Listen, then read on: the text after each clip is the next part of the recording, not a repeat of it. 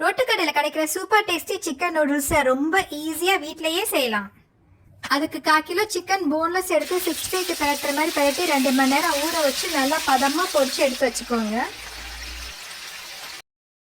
அடுத்து அதே பேனில் தேவையான அளவுக்கு எண்ணெய் ஊற்றி 3 முட்டையை ஊற்றி தேவையான அளவுக்கு உப்பு மிளகுத்தூள் போட்டு ஸ்கிராம்பிள் பண்ணி எடுத்து வச்சுக்கோங்க.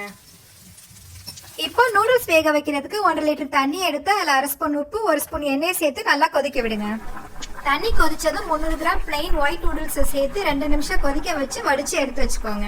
வெந்த நூடுல்ஸ்ல 1 ஸ்பூன் எண்ணெயை கலந்து விட்டு நல்லா ஆற வச்சிருங்க. அப்பதான் நூடுல்ஸ் உதிரியா இருக்கும்.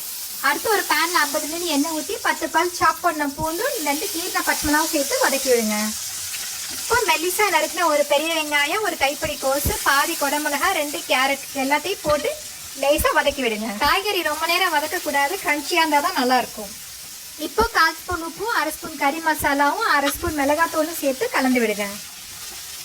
அடுத்து பொரிச்சு வச்சிருக்க சிக்கனை சேர்த்து டொமேட்டோ, சில்லி, சோயா 3 சாஸ்லயே 2 ஸ்பூன் சேர்த்து நல்லா கலந்து விடுங்க.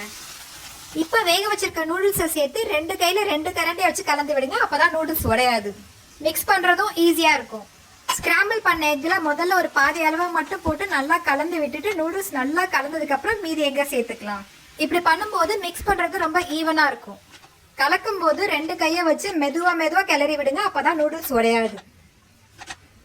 எல்லாம் ஒரு சேர நல்லா கலந்ததும் மீதி இருக்கிற முட்டையும் சேர்த்து தேவையான அளவுக்கு பெப்பர் தூவி ஒரு பாதி எலுமிச்சம்பழத்தை பிழிஞ்சு விட்டுருங்க.